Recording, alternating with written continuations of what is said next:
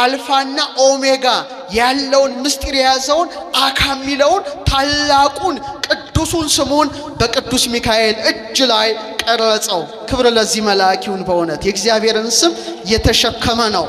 እና ሄኖክ ምን ይላል? የዚህ ስም የተሰወሩ ምስጢሮቹ እነዚህ ናቸው ይላል። በስሙም ጸኑ፣ በዚህ ስም ሰማይ ጸና ይላል። ምን ጸና? ሰማይ ጸና። ይህ ስም አለ ዓለም ሳይፈጠር ነበረ ይላል። ዓለም ሳይፈጠር ዘመን ሳይቆጠር የነበረ ስም አምላክ ነው አካ የሚባለው። በዚህ ስም አለ ባህር ጸና ይላል። በዚህ ስም ፀሐይ፣ ጨረቃ፣ ከዋክብት መንገዳቸውን ይፈጽማሉ። በዚህ ስም ባህር ትንቀሳቀሳለች፣ ገደቧን አታልፍም። ምን በሚለው ስም?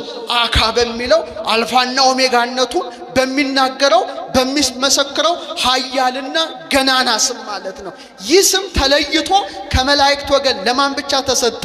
ለቅዱስ ሚካኤል ብቻ ተሰጠ። ክብር ለዚህ መልአክ። በጣም ትልቅ ስም ነው። በጣም ትልቅ ስም ነው። እጅግ ያስደንቃል። ስለዚህ ቅዱስ ሚካኤል እጁን አነሳ ማለት የማንን ስም አነሳ ማለት ነው? የእግዚአብሔርን ስም አነሳ።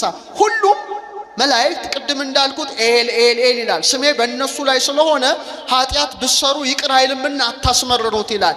የቅዱስ ሚካኤል ግን ተለይቶ ሰማይና ምድርን ያጸና ቅድመ ዓለም የነበረ ዓለም የጸናበት ስም አምላክ መዳፉ ላይ የተቀረጸ ብቸኛ መልአክ ነው። ስሙ ራሱ ሚካኤል። እስቲ በሉ አዎ ካ የሚል ቃል አለው። ተመልከቱ፣ አካና ሚካኤል።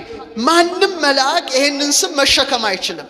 በእኛ በቤተ ክርስቲያን ትልቅ ትምህርት አለ፣ ቀመረ ፊደል የሚባል ቀመሩ አካም 91 ነው፣ ሚካኤልም ሲቀመር 91 ነው። ከሱ በቀር ይሄንን ስም ሊሸከም የሚችል ማንም መልአክ የለም። ራሱ ሚካኤል ስትሉት አራት ነገሮች በውስጡ ታወጣላችሁ። አራት ፊደሎች አሉ በእርግጥ ነገር ግን ሰላም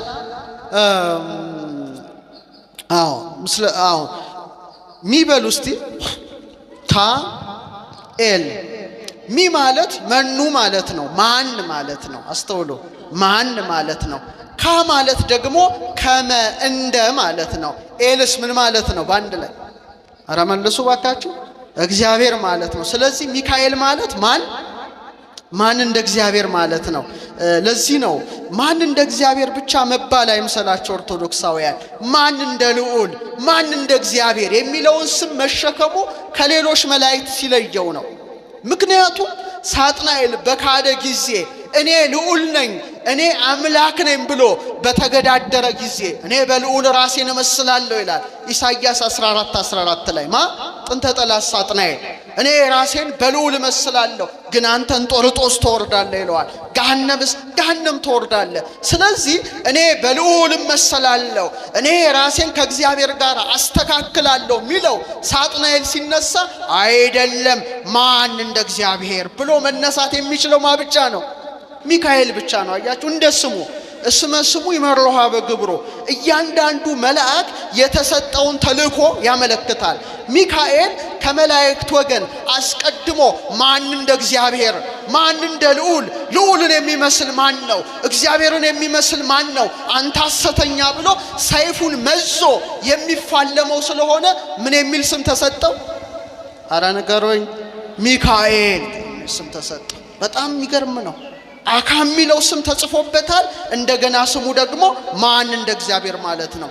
አባታችን ሄኖክ የመላእክትን ስማቸውን ሲዘረዝር በተለይ ምዕራፍ 6 ከቁጥር 1 ጀምራችሁ ስታነቡ የቅዱሳን መላእክት ስማቸው